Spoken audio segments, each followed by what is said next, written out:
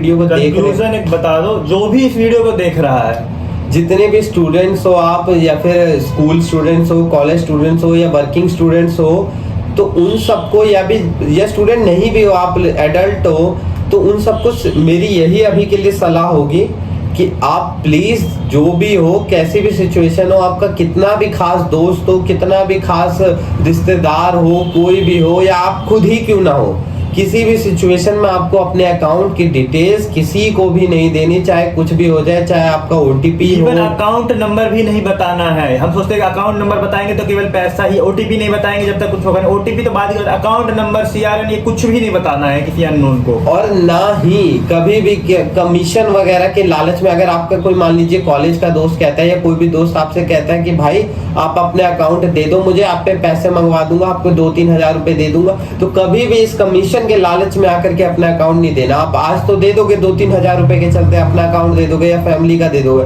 But इसके जो repercussions होंगे वो आपको आगे तक काफी इन फ्यूचर, लगा लीजिए कि आपका फ्यूचर खराब हो जाएगा, जैसे कि अभी विशाल के साथ हो रहा है। और जिन पे भी खास तौर पे फेडरल बैंक का अकाउंट है, वो तो एकदम सचेत हो जाए। फेडरल बैंक से तो लेना देना का कोई भी कुछ कहता है तो सीधा बोलो कि मेरे बस का नहीं है, मैं नहीं दे सकता फेडरल बैंक। और दोस्ती यारी अपनी जगह है, अकाउंट्स वगैरह से कोई दोस्ती मत करिए। तो अगर आपको फ्यूचर में, यही मैं सलाह देना चाहूंगा कि अगर आपको फ्यूचर में सेफ रहना है, सिक्योर रहना है, आपको ऐसी सिचुएशन में है, और ऑलरेडी मेरे को लगता है कि इस वीडियो में काफी लोग ऐसे होंगे जो देख रहे होंगे, उनको उनके साथ ऑलरेडी ये चीजें हो चुकी होंगी। कमेंट में बताइए कि आपके साथ भी इस तरह से कुछ हुआ है, और जो भी हेल्प हो सकती होगी हमसे, हम आपको रिप्लाई के थ्रू, या फिर हम आपको पर्सनल लेवल पे अपना डीएम वगैरह कीजिए, जो भी दिक्कत होगी हम अपनी आईडीज वगैरह शेयर कर देंगे। यहाँ पे एक चीज और, यहाँ पे लोग कंफ्यूज होता है कि लीन होता है और एक फ्रीज होता है, उसके बारे में बता दो, बहुत जो जिन्हें नहीं पता होगा वो। तो जैसे कि स्टार्टिंग में आपने मान लीजिए कि अपना अकाउंट किसी को दिया, या नहीं भी दिया, अचानक से आपके अकाउंट पे रैंडमली पैसा आ गया, तो आप देखते हो कि पैसा आया, अचानक से कॉल आता है कि भाई हमने आप पे पैसा भेज दिया है, जो गलती से चला गया आप वापस कर दीजिए। आपने वापस कर दिया, आप तो एकदम नॉर्मल है कि भाई मैंने पैसा आया किसी का, गलती से वापस कर दिया, आपने एक भलाई ही की, उल्टा वापस कर दिया। अगले 1-2 दिन में आप देखते हैं कि आपका अकाउंट फ्रीज हो गया है। अच्छा। तो ज्यादातर केसेस में जो फ्रीज होता है वो होता है बड़ा अमाउंट, जैसे कि 1 लाख से ऊपर लेयर 1 वाले का फ्रीज हो जाता है, लेयर 1 का फ्रीज होता है। और अमाउंट जब बड़ा होता है ना, कि 50,000 से बड़ा अमाउंट है, 1 लाख से बड़ा अमाउंट है, तो आपका फ्रीज तो फ्रीज की सिचुएशन में क्या होगा कि आपके अकाउंट से डेबिट फ्रीज हो जाएगा। डेबिट फ्रीज में कि आपके अकाउंट में पैसा आएगा बट वो पैसा निकलेगा नहीं। अच्छा। तो वो बहुत सारे नॉर्मल आजकल केसेस आ रहे हैं कि लोगों के अकाउंट्स फ्रीज हो जा रहे हैं, लोग बहुत टेंशन में आ जा रहे हैं कि बैंकों में से केस भरे पड़े हैं। अब अभी जब भी बैंक में जाओ, अभी जाके देख लो, कोई ना कोई मिल ही जाएगा जिसका या तो लीन होगा या फ्रीज होगा। अभी हम अपने फ्रीज के रिलेटेड अभी बैंक में गए, तो वो रोज आपको चक्कर कटवाएंगे, कस्टमर केयर से बात करवाएंगे। कस्टमर केयर को कुछ पता नहीं होगा, बैंक वाला कुछ जानेगा नहीं, साइबर सेल जाओगे तो वो कुछ बताएगा नहीं, वही आपको अपना काम धंधा छोड़ करके रोज बैंकों के चक्कर काटने पड़ेंगे। तो कोशिश कीजिए कि अगर फर्स्ट एक्शन लेने के लिए, कि अगर आप पे रैंडमली पैसा आ भी जाता है ना, तो तुरंत सबसे पहले जाकर के उसी टाइम आप या तो कस्टमर केयर को सचेत कीजिए, अगर बैंक पॉसिबल हो पास जाना तो ब्रांच जाइए और तुरंत उसके खिलाफ कंप्लेन करिए, या वो बोलिए कि हाँ मेरे पे पैसा आया है। तो इस चीज को कभी भी मतलब लाइटली मत लीजिए कि हाँ मेरे पे, मैंने तो कोई गलती की नहीं है।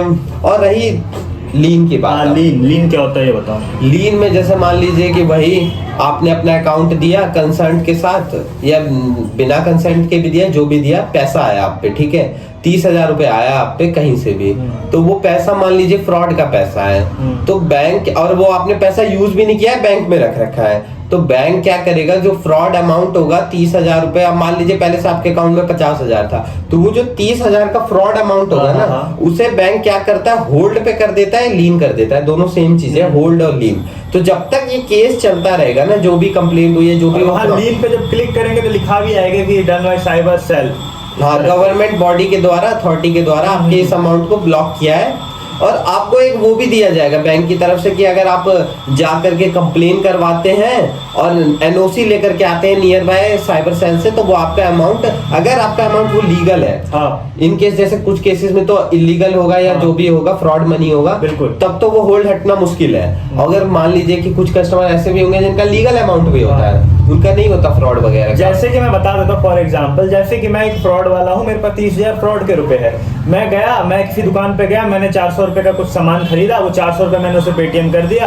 अब वो 400 रुपए उसके पास जो गए तो वो लीन हो जाएगा उसके पास वो 400 रुपए, ये होता है लीन। हाँ। अब मेरा तो इधर हो ही जाएगा जो 30,000 रुपए था। क्योंकि साइबर क्राइम हमेशा जो भी होता है ना वो अमाउंट को ट्रैक करता है। हाँ, जैसे ए ने बी को पैसा दिया, बी ने सी को, सी ने डी को, डी ने ई को, वही लेयर वही है कि लेयर 1 पे पैसा आया, उसने लेयर 2 पे ट्रांसफर किया।